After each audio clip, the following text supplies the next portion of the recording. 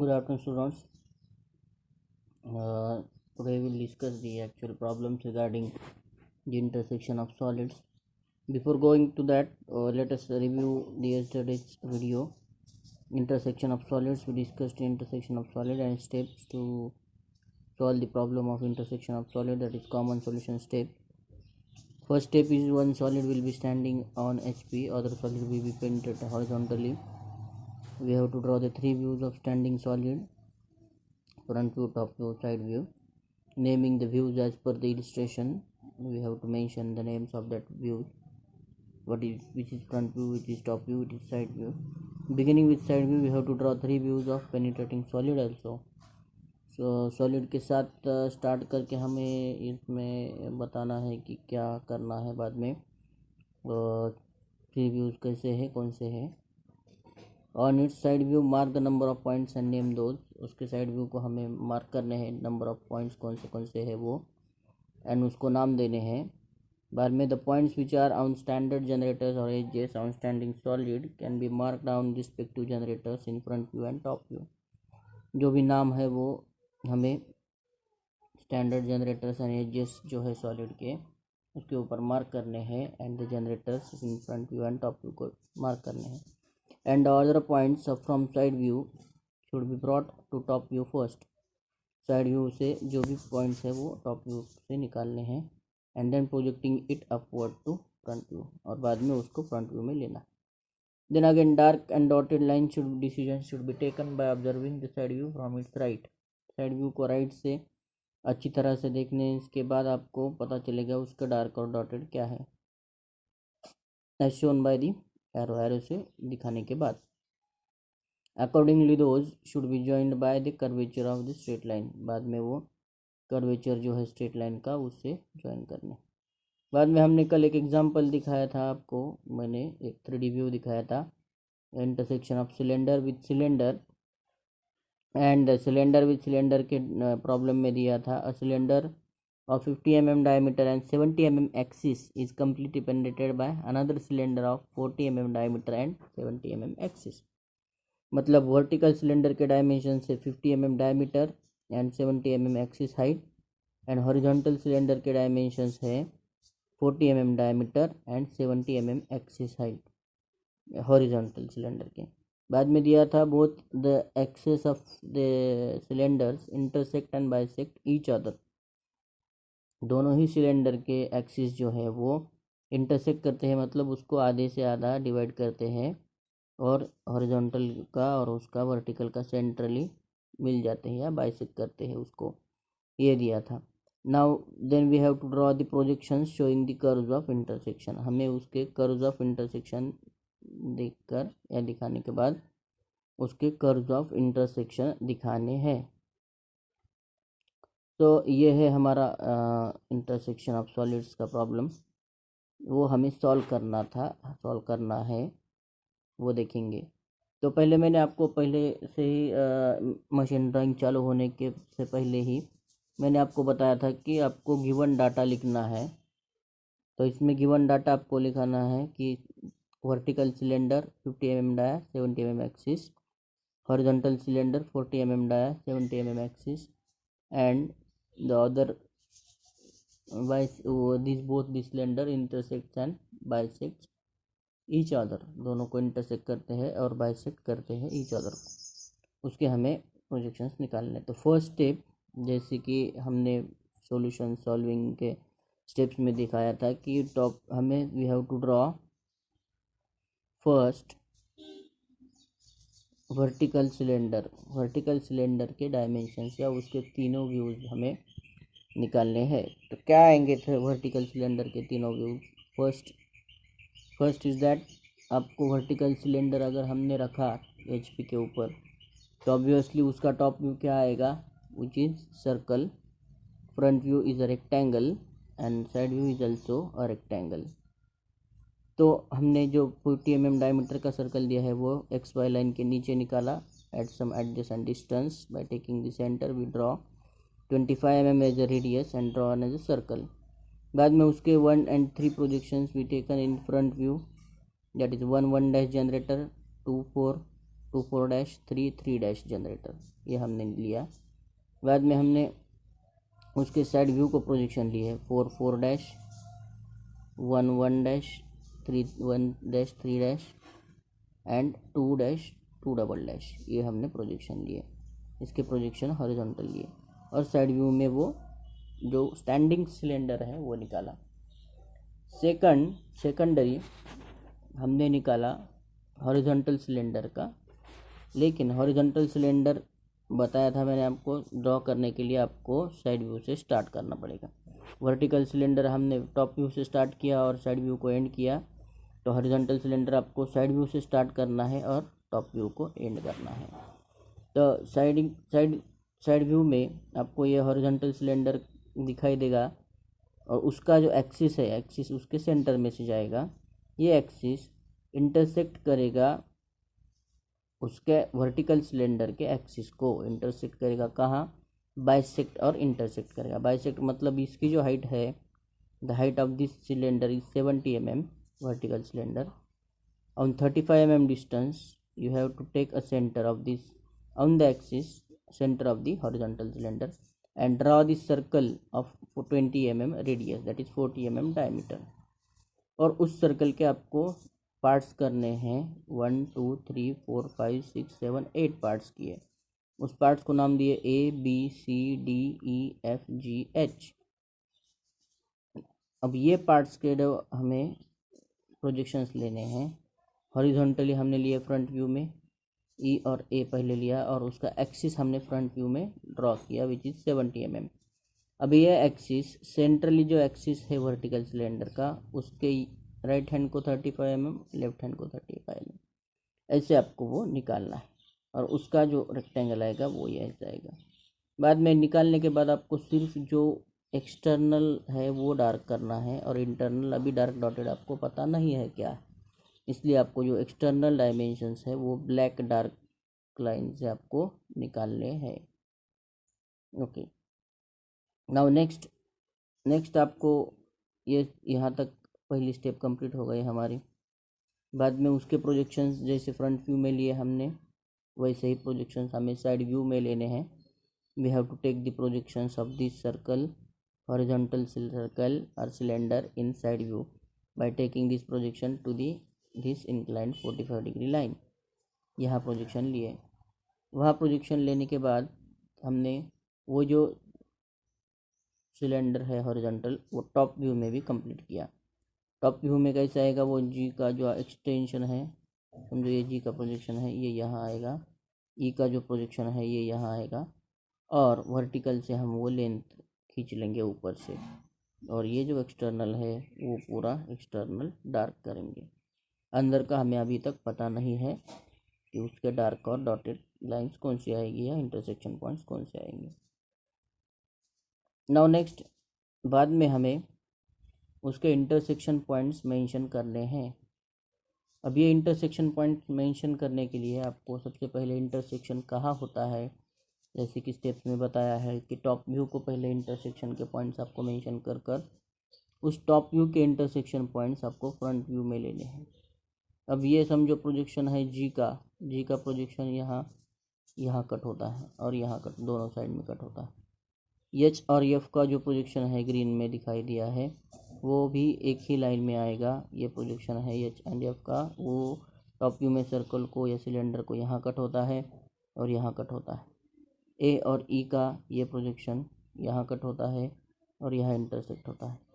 बाद में बी और डी का यहाँ कट होता है और यहाँ से यहाँ कट होता है या इंटरसेक्ट होता है, यहाँ और यहाँ। बाद में ई का यहाँ कट होता है और यहाँ का यहाँ और यहाँ कट होता है या इंटरसेक्ट होता है। तो ये जो पूरा इंटरसेक्शन पॉइंट्स है, ये इंटरसेक्शन पॉइंट सर्कल के ऊपर हमने मार्क किए और वो रिस्पेक्टिव सर्कल के इंटरसेक्शन पॉइंट, समझो ये जी का पॉइंट है, ये ऊपर लिया, इसका प्रोजेक्शन भी ऊपर लिया इस साइड से। एच और एफ का जो प्रोजेक्शन है यहाँ इंटरसेक्ट हुआ वो भी ऊपर लिया। ए और ई का जो है वो भी ऊपर लिया। बाद में बी और डी का जो है, बी और डी का भी ऊपर लिया। सी और ई का भी है, ई का भी ऊपर लिया। मतलब ये सारे प्रोजेक्शन हमने एक ही लाइन है, मतलब एक इसमें ही आएगा ऊपर लिए। वैसे ही आपको इस साइड से प्रोजेक्शंस आपको इंटरसेक्शन पॉइंट्स जो है वो इंटरसेक्शन पॉइंट्स ऊपर लेने हैं। यहाँ इसका ये आएगा, इसका ये आएगा, नीचे के भी वो ही प्रोजेक्शन पॉइंट होंगे, ये और ये और ये और ये, ऐसे प्रोजेक्शंस आपको दिखाई देगी।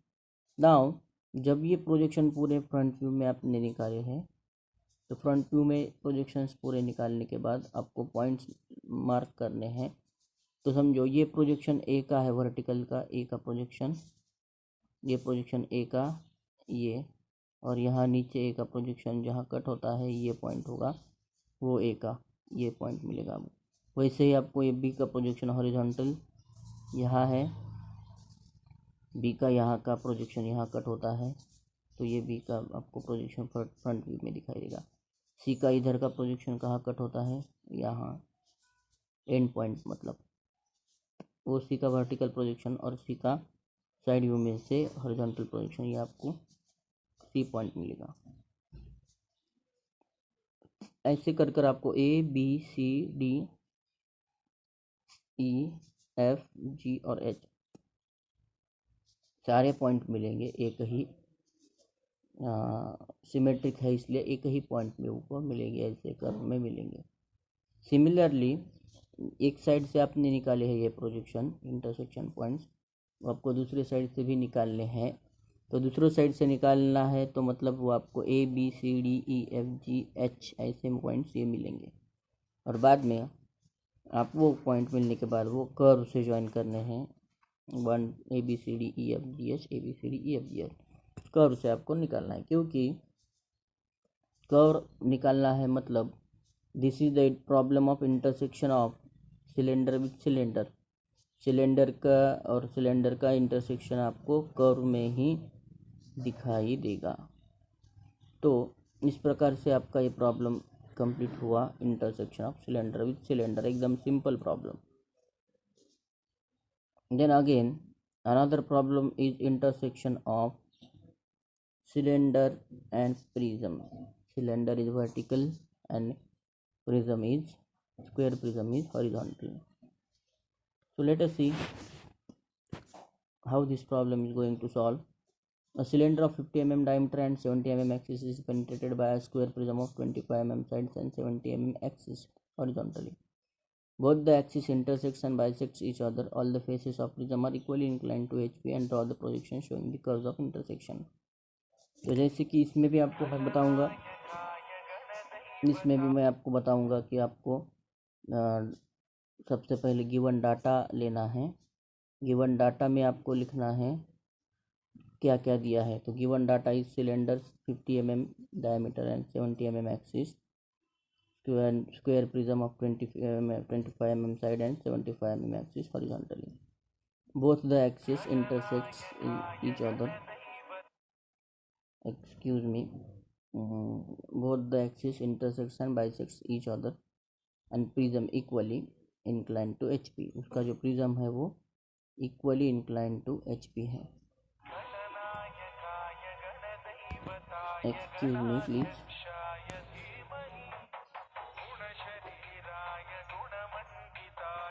So this is what then this given data for this problem is cylinder of 50 mm diameter and 70 mm axis is penetrated by the square prism of 25 mm side and 70 mm axis. Again for that purpose obviously मैंने जो आपको बताया था standing जो cylinder है उसका आपको पहले निकालना पड़ेगा डायमीटर जो भी है वो तीनों व्यू। तो स्टैंडिंग सिलेंडर का उसका डायमीटर है 50 mm diameter and 70 mm axis. तो टेकिंग 25 XY लाइन निकालनी है पहले आपको, उसके नीचे कुछ एडजेसेंट डिस्टेंस के ऊपर ये 25 mm रेडियस का सिलेंडर लेना है, और 25 mm रेडियस का सिलेंडर लेकर उसको हम प्रोजेक्शन लेंगे फ्रंट व्यू में और टॉप व्यू में या साइड व्यू में। This is your front view and this is your side view. Again after that आपको लेना है स्क्वायर प्रिज्म। स्क्वायर प्रिज्म का एक्सिस इंटरसेक्ट होता है वर्टिकल सिलेंडर के एक्सिस को और बाइसेक्ट होता है, मतलब यहाँ आपको लेना है। और यहाँ स्क्वायर प्रिज्म के कुछ इम्पोर्टेंट ये दिए हैं conditions. All the faces of square prism are equally inclined to HP, HP को इक्वली इंक्लाइंड है। मतलब आपको इसका सेंटर लेकर ये स्क्वायर प्रिज्म ऐसा निकालना है। इसके लिए आपको दूसरी तरफ एक स्क्वायर प्रिज्म निकालना पड़ेगा, उसका सेंटर लेकर ये चारों पॉइंट्स यहाँ यहाँ यहाँ और यहाँ मार्क करने पड़ेंगे। ये हो गया आपका स्क्वायर प्रिज्म। और ये स्क्वायर प्रिज्म को आपको एक्सटेंड करना है यहाँ और टॉप व्यू में और फ्रंट व्यू में। तो वो दिखाई देगा ऐसा, फ्रंट व्यू में निकालने के बाद ऐसा दिखाई देगा, और टॉप व्यू में निकालने के बाद आपको ऐसा दिखाई देगा, ये दिखाई देगा। तो एक्सटेंड करके आपको ये डार्क निकाल, ये डार्क लाइन, ये लाइन, ये लाइन, ये लाइन, ये डार्क लाइन निकालनी पड़ेगी। नाउ आपको उसके टॉप व्यू में इंटरसेक्शन पॉइंट्स मार्क करने हैं। तो इंटरसेक्शन पॉइंट्स आपको जो मिलेंगे टॉप व्यू में, तो यहाँ मिलेगा ए डी का, यहाँ मिलेगा ए और सी का, और यहाँ मिलेगा बी का। वैसे ही यहाँ मिलेगा डी का, ए और सी का और बी का। और वो इंटरसेक्शन पॉइंट्स एक एक करके आपको ऊपर लेने हैं वर्टिकली, और वो वर्टिकल लेने के बाद आपको ये वर्टिकल प्रोजेक्शन और हॉरिजॉन्टल प्रोजेक्शन उसके मैच करने हैं। तो कैसे पॉइंट मार्क करने हैं आपको मिलेंगे। तो ये आपको वर्टिकल प्रोजेक्शन लेने के बाद एक का प्रोजेक्शन यहाँ है, यहाँ ए का मिलेगा। बी का प्रोजेक्शन यहाँ है, यहाँ बी का मिलेगा। सी का प्रोजेक्शन यहाँ है, यहाँ सी का मिलेगा। ए बी सी, और ऐसे ही आपको इस साइड से मिलेंगे ए बी सी। ये आपने टॉप व्यू से निकाले हैं। बाद में आपको वो स्ट्रेट लाइन से वो मैच करने हैं, क्योंकि कर्व से मैच करने हैं, क्योंकि स्क्वायर प्रिज्म और सिलेंडर का इंटरसेक्शन है, मतलब ये सिलेंडर का शेप आएगा वो कर्व में है, तो ये कर्व में आएगा। ओके,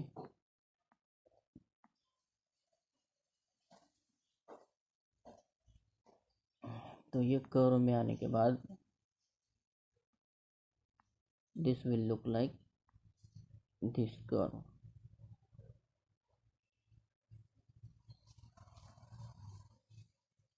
तो ये दो प्रॉब्लम हमने कंप्लीट किया आज, intersection of cylinder with cylinder and intersection of cylinder with prism. तो आपको ध्यान में रखना है, जब आप intersection of cylinder and prism आएगा तो फ्रंट व्यू में आपको कर्व दिखाई देगी, उसके इंटरसेक्शन कर्व दिखाएगी, क्योंकि vertical is a cylinder and horizontal is a prism, that is penetrating solid is a prism and vertical is a cylinder। ऐसे ही आपको दो अलग अलग प्रॉब्लम लेने हैं सिलेंडर विद सिलेंडर के, विच डायमेंशन आपको अलग अलग लेने हैं। पहले प्रॉब्लम में हमने वर्टिकल सिलेंडर के डायमीटर 50 mm और 70 mm एक्सिस लिया था। दूसरा, और उसी प्रॉब्लम में हॉरिजॉन्टल सिलेंडर था 40 mm diameter and 70 mm axis. अब मैं आपको एक होमवर्क दूंगा, उस होमवर्क में आपको 50 mm diameter of horizontal vertical cylinder की आपको 40 mm डायमीटर लेनी है और 60 mm एक्सिस लेना है। और हॉरिजॉन्टल सिलेंडर की आपको उतनी ही लेनी है, 40 mm diameter and 70 mm axis. वो एक आपको एग्जांपल सॉल्व करना है।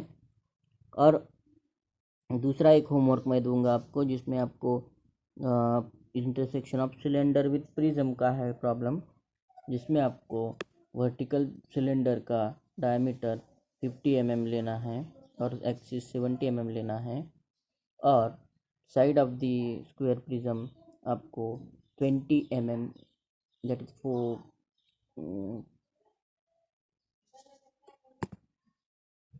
साइड आपको लेना है 30 mm side of the square prism, and axis आपको उसका 60 mm लेना है। ये दोनों आपको होमवर्क है, मैं आपको होमवर्क दे रहा हूँ। और होमवर्क जितना ज़्यादा आप प्रैक्टिस करोगे, मैंने आपको एग्जांपल दिए हैं वो भी सॉल्व करने हैं, एक बार आपको सॉल्व करके देखने हैं, और जो होमवर्क दिया है वो भी होमवर्क आपको सॉल्व करके देखना है। आणि तुम्हाला ते जर केलं व्यवस्थित तुम्ही सगळं, तर तुम्हाला MDमध्ये पुन्हा वेगळं काही करायची आवश्यकता नाही आहे. मी दिलेले 2 प्रॉब्लेम, दिलेले 2 होमवर्क हे जरी व्यवस्थित केले तरी तुम्हाला शेवटच्या परीक्षेमध्ये फायनल एक्झाममध्ये सगळं व्यवस्थित ड्रॉ करता येईल. त्यामुळं ते मला काढून दाखवत चला. काही प्रॉब्लेम आला तर मला विचारत चला आपल्या इंटरॅक्टिव्ह सेशनमध्ये, किंवा पर्सनली मला कॉल करून, मला व्हॉट्सअपवर मेसेज करून. तुम्हाला काही अडचण असेल तर तुम्ही मला डायरेक्ट विचारू शकता. थँक्यू.